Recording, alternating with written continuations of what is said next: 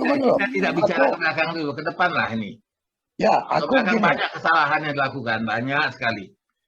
Aku begini. Barangkali gak berani kali aku bicara tentang wanita, karena aku orang Melayu ini tak ada tokoh yang bisa ditampilkan. Kecuali satu lah barangkali yang paling viral. Putri Hijau. Itu aja lah semuanya. Apa yang mau kuandalkan Putri Hijau kan begitu kan. Maka tak berani kali aku ikut Bang, ini. abang harus berani bang, Putri Melayu ini cantik-cantik bang. Ya kalau itu boleh diandalkan kan begitu. Awak dulu jualan di Putri Hijau. Bagaimana? Jual rokok dulu ya. Enggak, itu Putri Melayu itu cantik-cantik. Gennya gen mana Bang Alis? Gen mana dulu? Yang cantik-cantik kan sekarang. Dari gen mana?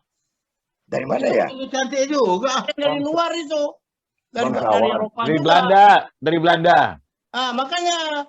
Jadi bukan gen murni orang Melayu. Oh enggak lah.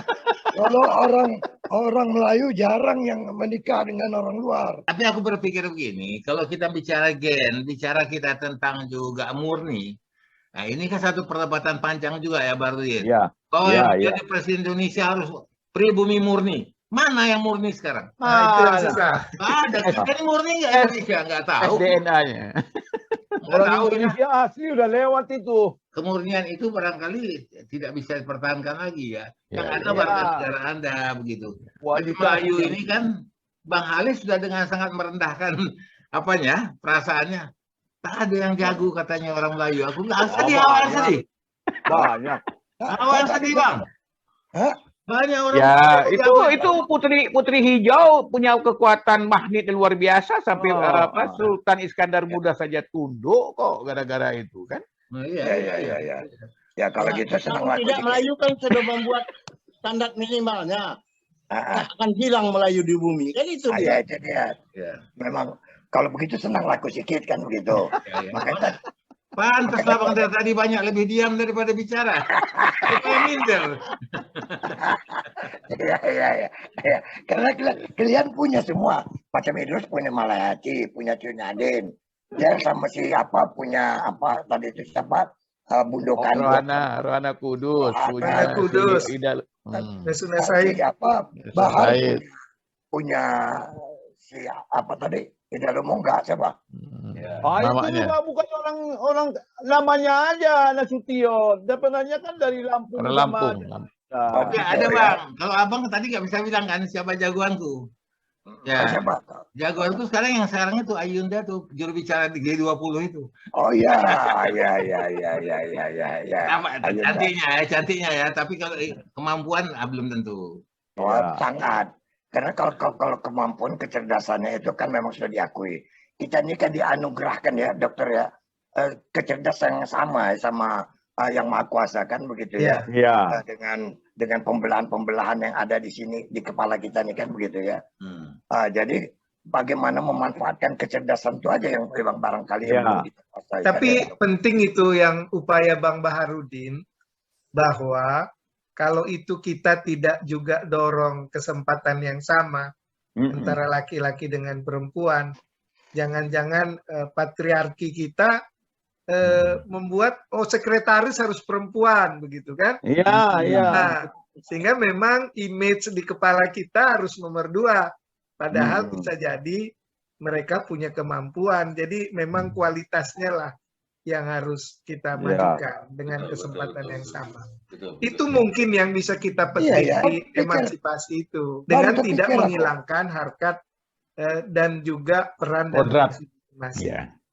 Dokter Dal, baru terpikir aku kenapa mesti sekretaris itu mesti perempuan rata-rata ya? Itulah di kepala kita yang memanage itu sehingga dia selalu nomor 2. Dan pembantu rumah tangga harus perempuan. Harus rumah tangga. Jadi banyak jabatan-jabatan atau fungsi-fungsi. Posisi fungsi profesi yang aku bilang tadi. Barudin, itu yang perlu dikasih jempol pada presiden kita. Sekretaris kabinet itu laki-laki, bukan perempuan. Oh itu dari dulu. Kalau itu mah dari dulu. Maksudnya biar baru dilihat kan. Bukan di presiden ini pun sudah sekretaris kabinet itu. Malah belum pernah perempuan. Sekretaris kabinet belum ada perempuan. Iya. Jadi sebenarnya aku udah pernah ngalamin Bang, punya atasan itu perempuan. Jadi aku juga tidak bantah lah kayak Bang Bahar katakan tadi. Kemampuan mereka juga di perusahaan aku dulu CEO-nya kenal lah Bang kan, itu perempuan ya top markotop lah ya. Kemudian ada lagi mungkin di apa namanya Mustika Ratu juga perempuan, akhirnya langgeng ya. Banyak perempuan-perempuan juga yang punya kepiawaian. Tapi secara kuantitas mungkin dibandingkan dengan laki-laki masih jauh. Itu aja sih sebenarnya. Ya tinggal dikejar aja lagi kan. Ini kan ke depannya kalau Organisasi aja Bang Bahar tahu tuh, organisasi aja partai itu 30% mesti ada unsur perempuan di Iya, kepengurusan. tapi susah terpenuhi. Karena memang di tengah jalan. Itu aja susah. Aku ingat dulu pada saat jadi ketua salah satu partai lah. Jadi itu capek aku nyari perempuan untuk memenuhi ketentuan minimum itu 30%. Akhirnya apa? Kita tarik aja yang penting perempuan, kualitasnya nggak penting. Nah, itu pula salahnya kan. Pengalaman saya ya, yang tadi saya gambarkan Dr. Del yang di BPK, ketika di eselon 1 ada calon 1 dibanding 4. Kemudian 1 perempuan, 4 laki-laki. Saya ngotot untuk yang perempuan karena kualitasnya sama. Pertanyaan teman-teman saya itu, kenapa sih kamu kok ngeyel perempuan? Bung, saya bilang, di sini kok mereka lebih dominan. Masa 1 dari 11, eselon 1 pun tidak ada perempuan.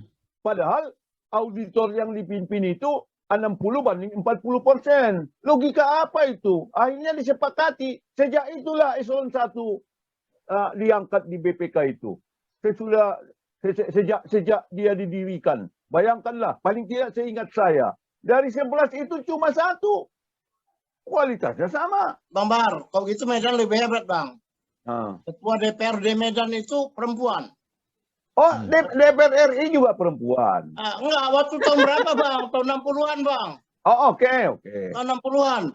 Ketua DPRD-nya perempuan, wali kotanya laki-laki. Dan dua-duanya dari Minangkabau. Itu Pancasila. Zaman Surkani. Iya. Surkani. Siapa ketuanya waktu itu DPRD? Aku pun nggak tahu. Iya, itu hebatnya orang Minangkabau itu didikan Ruhana Kudus. Oh iya. Tapi ini kan zaman modern ke depan ini, kita pun harus memberi peluang itu dengan cara kualitas. Makanya Bang, sekarang banyak laki-laki ingin jadi perempuan. Itu ya, itu sebabnya. Karena mau mengurangi korupsi. Iya. Tapi saya aku punya jelaskan tadi Pak Idrus itu 30% di partai sama. Sekarang itu problem yang dihadapi. Jadi kualitasnya tidak bisa mengimbangi. Karena memang berat. Itu kan 30% minimum. Iya, itu pun tidak terpenuhi gara-gara kualitas tadi. Tapi aku punya pengalaman tentang kualitas. Mungkin secara kualitas seperti apa tadi yang digambarkan oleh Baharudin, kita sepakatlah sama. Ya. Tapi kalau bicara masalah keberanian, masalah memutuskan, itu perempuan masih kalah lah sama laki-laki. Aku kasih contoh pengalaman begini. Waktu aku masih dinas dulu, ya kan begitu. Aku agak sedikit kurang serak dengan sang perempuan ini yang jabatannya sama, kan begitu. Nah kebetulan aku bilang sama ada nasabah, aku bilang, kau coba ajukan dulu permohonan sama dia, tapi kau bikin kumur-kumur, kau pakai air brandy itu sedikit, atau anggur sedikit, ya kan? Coba macam mana sikapnya, bahkan gitu. Begitu kawan itu datang, kumur-kumur dia pakai apa? Dia tanya, Bu, saya mau mengadukan pinjaman. Menggemetar si perempuan ini kan begitu. Besok dia ngadu ke atasan. Supaya minta dipindahkan, sudah tak sanggup aku katanya. Karena waktu itu. Jadi itu kualitas memang oke. Ya di dalam menyelesaikan, tapi dalam memutuskan, dalam keberanian atau masih menang Idrus lah. Sebagai laki-laki. Pertanyaan saya sama Bang Idrus ini. Ini kan di dunia politik. Apakah kita memberi kesempatan yang sama nggak? Proses kaderisasinya dari awal. Untuk dua gender itu. Atau sebenarnya karena pemihakan kita dari awal juga tidak seimbang, sehingga akhirnya ketika dia masuk menjadi tidak ada kuantitas itu, jadi kurang di perempuan. Gimana sebenarnya Bang? Ini kan sekarang selalu diberikan tuntutannya, diberikan akses. Jadi tidak semata-mata jumlah, tapi proses dari awalnya. Nah, Ya, gimana karena Bang? Menurut karena Abang? kulihat gini ya, keberadaan perempuan di organisasi itu lebih cenderung terhadap pembinaan atau pengembangan untuk gender sendiri, apa perempuan itu sendiri. Bisa kita lihat, setiap organisasi itu ada organisasi perempuannya. Di ID ada IID. Ya, dulu di kita lah di apa namanya di HIB ada namanya Kohati. Jadi seolah-olah mereka dikasih satu porsi mengurus itu saja. Sementara kalau yang laki-laki itu mengurus semuanya. Nah, pada saat kita menghendaki mereka akan jadi sedikit, ya itu menjadi sedikit itu satu. Karena yang apa namanya minimum requirement aja nggak masuk mungkin. Nah, sementara dipaksakan, kenapa mesti dipaksakan 30% kayak tadi? Karena di bawah itu dianggap sudah terlalu tidak ada tidak ada kontribusi yang kita bisa inikan gitu loh. Tapi itu bukan maksimum, minimum gitu ya. Itu sudah ada usaha sebenarnya ke sana. Tapi akhirnya apa yang terjadi? Karena ketersediaan wanita-wanita yang punya kualitas yang mumpuni juga tidak ada, akhirnya siapa saja sembarang saja yang ditarik ke situ jadi simbol-simbol itu. Nah, mengenai pekaderisasi itu sendiri juga memang harus kita lihat yang paling gencar itu kan laki-laki gitu kan. Ya perempuan itu ada pemisah. Kalau aku melihat itu ada pengotak-kotakan gitu di organisasi terhadap keberadaan perempuan itu sendiri. Itu mungkin ya. Saya mau menambahkan sedikit. Sebenarnya semua kan sama, tidak ada diskriminasi karena semua orang bersamaan kedudukannya dari bidang hukum dan pemerintahan. Khusus pasal 30% ini memang seolah diskriminasi, tapi pada dasarnya memang untuk mengangkat emansipasi atau partisipasi kaum perempuan tadi, Pak Del. Karena faktanya komposisi penduduk juga perempuan jauh lebih banyak dan perempuan jauh lebih banyak sebagai pemilih. Sementara keterwakilan mereka amat rendah. Maka itu masuklah affirmative action ini. Jadi klausul yang menyalahi ini dimasukkan. Kalau kesempatannya untuk berkaderisasi, berpartisipasi, aktif dan semacamnya tidak ada pembatasan. Sama semua itu. Betapapun kalau hanya tadi di masing-masing organisasi ada yang menyangkut tentang perempuan, itu hanya untuk menspesialisasi aja sebenarnya. Karena sentuhannya supaya sama Pak Idrus. Itu kan sebenarnya begitu aja itu. Tidak juga ada pemisahan. Tapi adalah sebenarnya untuk memberikan sentuhan yang sama gitu aja. Nah, saya komentar sedikit. Kalau ini itu ikatan istri dokter Pak Idrus. Bukan kalau ini lain lagi. Istri-istri macam arwah wanita kalau itu. Jadi sebenarnya begitu Pak Del ceritanya. Sebenarnya ini affirmative action. Jadi hanya memang karena memang tidak supaya keterwakilan itu bisa ditingkatkan maka dibuatlah peraturan minimal 30%.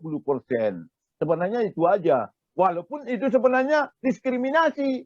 Tidak. Karena istimewa mereka kan. Tapi bilang apa? Itulah affirmative action. Bang Idrus, karena Abang tadi udah bilang IID, ketua IID sekarang ini Boru Daulay. Oh, enggak tahu. Istri, Oh iya. umumnya adalah istri dokter Abidinsa Siregar. Ya, si Linda ya. Iya. Dia ketuanya. Aku malah nggak tahu. Ya, saya tahu Pak Del, karena dulu saya satu kantor sama Kartono Muhammad ketika dia ketua ini. Jadi saya ikut. Ya, saya mungkin salah juga kasih contoh tadi itu IID itu yang Bang Bahar bilang tadi itu adalah sebuah organisasi istri yang enggak ada kontak dari organisasi ID itu sendiri sebenarnya seperti Dharma Wanita. Tapi kalau misalnya kita perkecil ya, aku yang ingat misalnya kayak Kohati. Ada Nah, itu kan masuk di dalam organ HMI tapi dipisahin gitu. Enggak tahu yang lain-lain juga demikian. Tapi kan Pak Idrus kan itu kan ada aliran tidak boleh dicampur adukan. Gitu. Ini Bapak kok jadi memang untuk memenuhi itu hal-hal seperti itu. Orang nggak ada pengurus PB pernah mengawinkan anak saya diundangnya kok. Tahu istri saya harus ke kanan, saya harus ke kiri. Gitu. Nah, itu pula. Itu kan kendala juga itu kan. Gitu. Nah, itu cerita lain lagi kalau Jadi kondisi ini sebetulnya cukup menyedihkan ya. Jika kita sebagai bangsa membuka 30% keikutsertaan wanita perempuan harus ada. Kemudian karena tidak ada, kita juga salah. Ini yang dibilang oleh Delizar tadi, mindset kita tuh harus laki-laki saja. Laki-laki aja. Nah, ini yang salah. Jadi kemudian 30% ini kan bukan harga mati sebetulnya. Kalau nggak ada jangan dipaksa. Iya. Nah, begitu dipaksa itu akan bersalahan semua nanti. Iya. Baik Sari, kodrat masyarakat kita itu sebenarnya apa? Apa namanya? Maskulin. Iya, patriarkal. Ya, makanya sebenarnya Pak Jaya ini kalau dicek kenapa dia pindah dari Sumbar, karena dia tidak tahan menghadapi itu. Bang, kadang-kadang gini Bang, kadang-kadang keberadaan perempuan itu di mata laki-laki atau di sebuah organisasi itu sebagai stimulus. Pemanis. Jadi akhirnya dulu aku ingat lah waktu sama organisasi, ya kalau nggak ada yang stimulus tuh malas penawar ikut rapat, kan kira-kira kayak gitu. Nah, bahkan kawan awak itu aku sebutlah namanya si Abidin ini juga itu kan dapat-dapatnya karena stimulus juga si itu. Mengenai pemanis itu, penyedap-penyedap itu human sekali. Artinya gini, Isari, artinya keberadaan mereka. Jadi fungsinya itu. Jadi bagaimana kita tadi bicara tentang keberadaan setara tadi, tapi di dalam kenyataannya celakanya mereka juga tidak bisa perform dengan baik. Setelah dikasih peluang itu 30% itu, mereka jalankan itu tidak bisa perform dengan baik. Banyak halangannya. Ya tadi Bang Halis mengatakan tidak bisa ngambil keputusan. Ada juga kadang-kadang mereka itu kan punya 2 kerja. Di rumah juga ada kerja. Kita tuntut dia menjadi ibu yang baik. Kita tuntut dia menjadi ibu yang baik. Ya itu kan makanya aku bilang Isari itu kodrat.